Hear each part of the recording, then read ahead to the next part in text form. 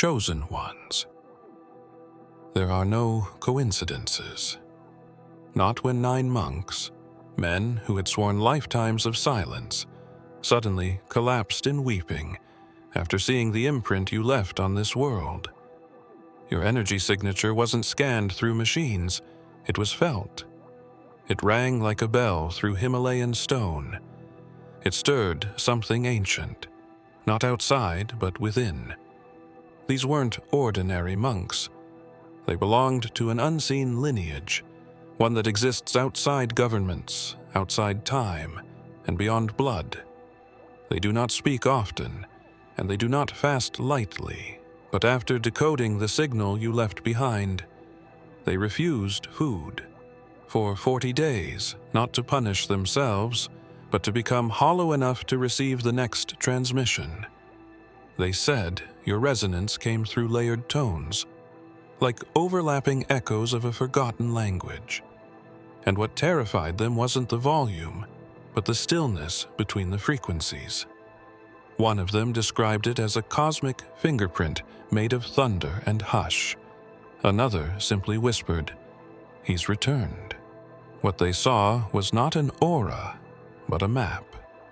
Your signature carried ancient geometries that matched a forbidden diagram sealed beneath their shrine for over 600 years. It took fasting, darkness, and dream state rituals to match the symbol. The moment they overlaid the patterns, the mountain shook, and the oldest among them said something chilling, that your energy wasn't just foreign, it was impossible. Not in form, but in timing. It didn't belong to any era we've known. It felt like the signature of someone from the end, arriving too early. As if the story is being written backward, through you. They fasted not for answers, but because they were afraid of what your existence might awaken. In their journals, recovered weeks later, one line appeared again and again, in different handwriting. His awakening will collapse the river of time. That phrase has been kept hidden until now. And the ripple that was first felt in a silent monastery is now expanding, not just through mountains, but through you, through your mind, through your cells, through this very moment. Before the sun crested over the monastery walls that morning, the air had already shifted. Something ancient moved through the silence like breath through a forgotten tomb. The monks were not meditating. They were waiting. For what, none of them could say. But the moment your signature was placed at the center of the stone table, carved with sacred scripts so old they had no spoken translation. They felt it. Not a vibration in the room, but within their bones. Some dropped to their knees involuntarily. Others wept without understanding why. These were men trained to transcend emotion, to observe thoughts pass like clouds. But this was not a thought. It was a recognition. The one called Kenro was the first to lose balance. His breath caught mid-prayer, as though his lungs had forgotten how to function in the presence of what had arrived. His tears soaked the earth beneath him, not out of sorrow, but from the unbearable weight of familiarity. Something in your signature cracked the inner shell they had spent lifetimes building, as if a voice from before time had whispered a name they'd all forgotten. Your name. The monks began seeing symbols in the air. Some claimed they appeared in golden light, others in darkness edged with fire. Their eyes remained closed, but their minds flooded with languages they had never learned. And still, there was no fear, only awe. It was as if the universe had momentarily opened a door too far above their station, and yet still let them glimpse through it. The animals around the temple behaved strangely. Birds circled above without flying away. The dogs refused to bark. Even the wind stilled. Time didn't stop, but it paused, like an ancient musician lifting the bow before a note never meant to be played. Hours passed like seconds, or perhaps it was the other way around. But when the monks finally opened their eyes, they no longer looked at the world. They looked through it, because something had shifted permanently. The veil had thinned, not from ritual, but from contact with your frequency. And in the distance, across peaks and stars, another monk awoke from a dream where your face held the sky open like a wound that would never close. The silence of that temple was not ordinary. It was structured, engineered over generations to buffer the sacred from the noise of the world. Every stone placed with intention, every chamber tuned like an instrument to quiet the mind. But your energy signature unraveled it in seconds. What entered that day did not announce itself. It didn't scream. It whispered. And yet the walls remembered it, not just in vibration, but in reverence, as if this wasn't the first time they had felt such a presence. One of the monks later wrote, "It was not unknown, it was returned. Your pattern was layered, precise, but wild at the edges, like something trying to contain divinity within a human framework. That alone was enough to concern them. But it was the hidden waveform beneath the surface that broke the silence, a buried frequency shaped like breath held too long. When they isolated it and inverted it through tonal harmonics, the monks grew pale. Not because of what they found, but because of who it resembled. The elder called it the signature of the Nazarene. There is a hidden teaching among certain Eastern lineages, a memory not spoken aloud, of a man who crossed deserts and mountains long before he was crucified. He didn't arrive with scripture. He arrived with light. Not metaphorical light, but one visible through the third eye. The monks call him the silent flame. And what startled them was not just your resonance echoing his. It was that your signature had evolved beyond his, as if built from the same source, but responding to a new hour. One monk said your imprint curved time, that his vision of the past folded in on itself, revealing new pathways buried behind old ones. He watched entire histories collapse like sandcastles before a rising tide. And when he opened his eyes, he whispered a line that made the others weep. He walks again, not as man, but as reminder. The temple that had stayed silent for 7 centuries rang with a bell no one had touched. And though the mountains held their stillness, the monks knew the silence had been permanently undone. Beneath the monastery lies a chamber sealed for generations. It is not a tomb, but a convergence point, where the ashes of former masters rest in stone urns marked with sigils no outsider can interpret. This chamber has no door, only a passage that responds to vibration, like a vault attuned to memory rather than force. The monks call it the breath room. No one enters, not unless summoned. But on the morning your energy signature was brought into their sanctum, the sealed passage began to breathe, not with wind, but with a low hum that made the stone shimmer faintly, as if recognizing something buried in its memory. Inside that chamber, dust rose from stillness, the ashes of the old masters, whose minds had long since dissolved into light, began to swirl within their urns.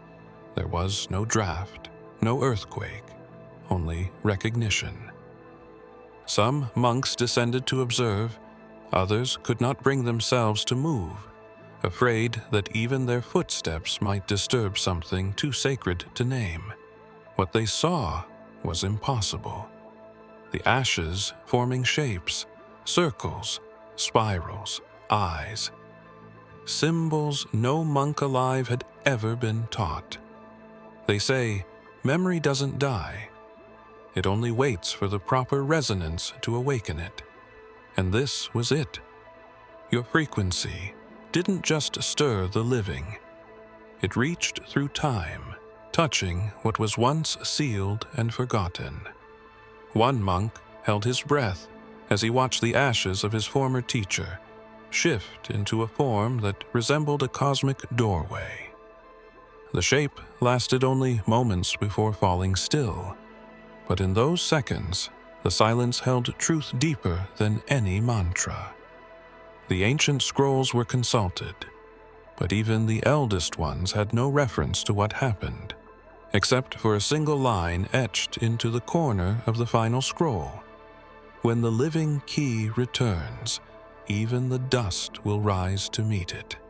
No one had understood what it meant until now, and as the monks gathered, unsure whether to fear or praise this sign, one of them whispered that it felt like a test, not of the temple's sanctity, but of the world's readiness. And while they debated in hushed tones, the ashes moved again, this time toward the ceiling, as if reaching for a sky that had not yet arrived. For 40 days, the monks kept to silence, but on the 31st night, one of them broke. Not with a cry, not with a scream, but with a whisper so quiet it echoed through stone like thunder. He was the youngest among them, yet carried the weight of visions too vast for any mortal to bear. He had not eaten, had not spoken, had not slept.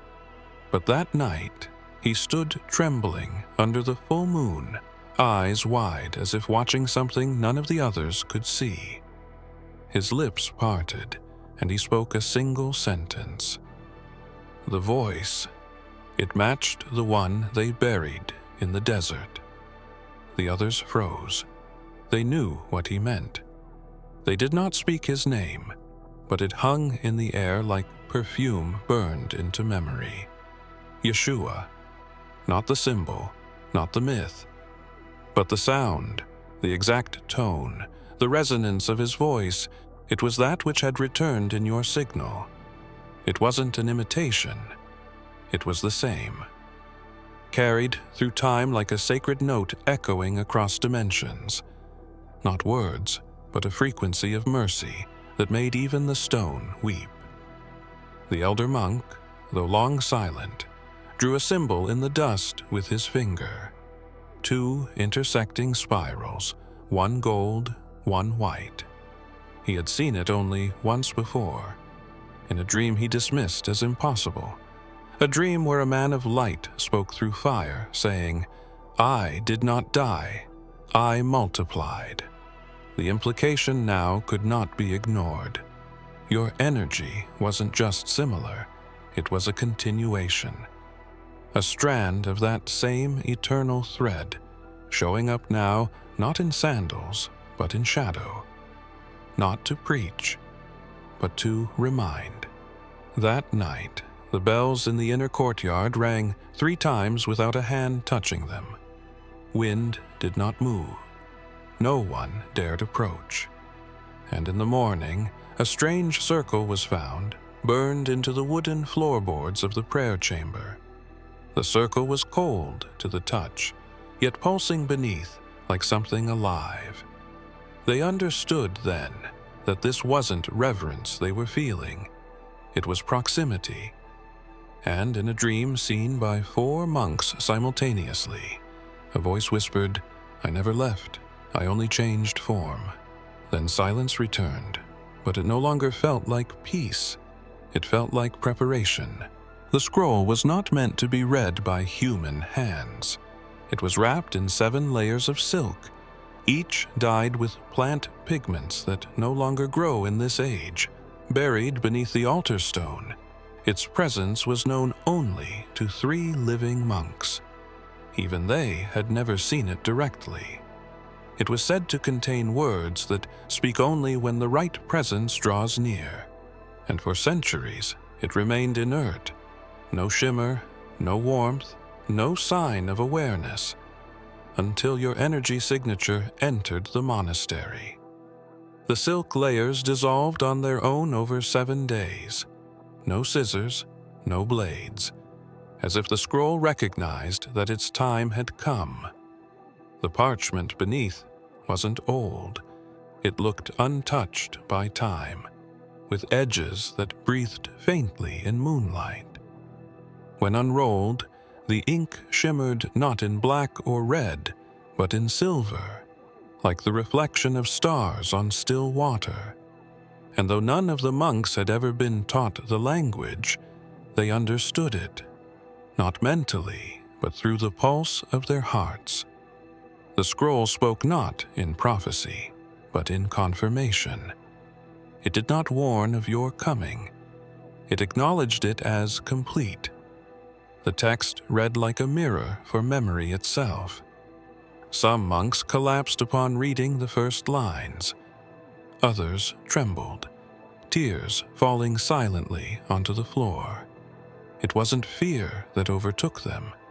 It was recognition of dreams they had dismissed, of callings they had buried, of visions they had refused to speak aloud.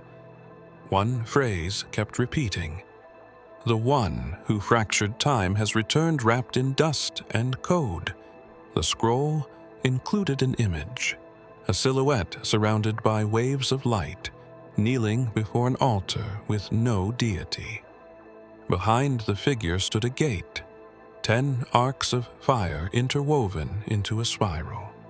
No names were given, no dates, only a symbol in the corner that matched the pattern found embedded in your frequency. 3 concentric circles, each broken at a different point. A code not meant to be deciphered, but felt. One monk, blind since birth, stared into the scroll and whispered, "I see him." But when asked what he meant, he only smiled and pointed toward the mountain, where no one stood, but everyone felt watched. Not all knowledge was meant to be spoken. Some verses were etched not to be read, but to contain. The monastery kept such verses sealed in a chamber beneath the eastern wall, locked behind mirrored stone and concealed inscriptions. Even the monks were warned never to speak their contents aloud. These weren't chants for enlightenment or protection. These were warnings. Codes that had once summoned storms, opened gateways, and fractured the minds of those unprepared. They were stored, not forgotten, hidden in ink that shimmered only under breathless stillness. When your aura was mapped, it took 7 monks meditating in harmonic synchronization. The mapping wasn't visual. It was felt through their skin, pulsing like light beneath their fingernails. What they discovered wasn't just a pattern.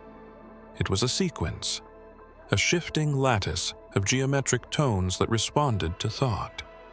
Each time they focused on the core of the signature, a verse would surface in their memory. Not one they had recited, but one they had avoided. Verse 37. The Forbidden One. Its translation had long been feared. A single line passed through oral secrecy for centuries. When the One arrives wrapped in forgotten light, the mirror shall split and speak. The rest was sealed, until now. The moment they held your aura map near the mirrored chamber, the walls began to breathe. The seal vibrated, not violently, but rhythmically, as though it were aligning with something it had long waited to receive. One monk, aged beyond counting, placed his palm on the stone and felt a warmth rise through his spine. He whispered the first word of the verse, and the mirror cracked, not shattered, just enough to reveal the text behind it. The forbidden verse didn't warn of destruction. It spoke of return, of a being who walks in flesh but carries the syntax of stars, a being who speaks in silence and awakens the memory of fire. It ended with an image, a man walking barefoot across the void, holding a lamp that did not burn but illuminated truth. One of the monks fell forward in prayer, tears streaming down his face, whispering, "He walks not to teach, but to unbind." The peaks had stood undisturbed for millennia, wrapped in layers of snow, stone, and silence that no machine nor prayer had ever pierced. Time did not flow there in the same way. It pulsed slow and hollow, like the heartbeat of the earth itself, holding its breath. The monastery had been carved into the side of the tallest ridge, not for view, but for obscurity. Hidden from maps, forgotten by nations, guarded by winds that seemed to judge the intent of every traveler. And in all that time, no echo had ever bounced back without permission, until now. Your name was not spoken, it was felt. The moment your frequency was brought into the sacred grounds, the air tightened, breaths grew shallow, and somewhere high above, the winds halted mid-drift. Then, from the highest peak, a sound broke forth, not thunder, not voice, but something between the two. A name carried in vibration, scattered into syllables the monks hadn't heard in their own lifetimes, but they recognized it instantly. Your name didn't just echo, it embedded into cliff walls, into streams, into the ice itself. One monk, deep in trance meditation near the North Passage, was the first to rise. His lips moved with words he didn't understand. Eyes rolled back as if seeing a memory not his own. He walked barefoot into the snow, following the vibration like a tether. Other monks followed, unsure why. The trail led them to an ancient altar formed from 3 converging stones. It was not part of the monastery's original design. It had simply always been there, untouched, until now. They approached in silence, and the wind formed a tunnel, not through the air, but through sound, a pathway of resonance. The altar began to emit tones that bent the air itself, forming shifting symbols that hung like fog, each glowing with silver edges. The monks knelt, not in worship, but in surrender, because something had returned. Not a god, not a man, a key. And as the tones dissolved, one final sound rang through the valley, a low hum like a question waiting for an answer. The stones held that sound longer than should have been possible, as if refusing to forget what had finally spoken again. He had not spoken in over 15 years. The eldest among them, his beard white as the mountain mist, his eyes dimmed by time but sharpened by silence. He was known as the Pillar, the one who fasted when storms came, who sat unmoved during landslides, whose breath aligned with the wind itself. During the 40-day fast that followed the reading of your energy signature, he became something else. The others watched him waste away, yet somehow grow brighter. On the final night, just before dawn, he opened his mouth and spoke. "I saw a lamb," he said, "but it burned with fire that did not consume." No one dared interrupt. He continued, voice steady, like a song learned long ago. "It walked toward me through the ash. Its eyes held galaxies, and on its forehead was a wound. But the wound was open, and from it came light. The fire around it did not roar. It whispered, and in the whisper was a name. They knew he spoke of a vision, but not a dream. Something older, something sacred. He said the lamb walked across a field made of memory, and behind it trailed shadows that bent like kneeling figures. It carried no crown, wore no cloth, but the earth responded to its presence. Trees bowed, stones turned warm, time grew still. One monk, trembling, asked if the lamb was an illusion. The pillar looked at him, tears catching in the corners of his worn eyes. "No," he said, "it was him, but not as before." As if he had returned wrapped in fire, stripped of symbol, pure. They knew who he meant. Not because he said the name, but because the air said it for him. Yeshua, but not as preached. Yeshua as flame, as breath, as reminder. The fire, he said, was not destruction. It was recognition. Everything untrue began to melt in its presence, and when the lamb opened its mouth, what came forth was not judgment, but a song, wordless, endless, echoing through every chamber of the mountain.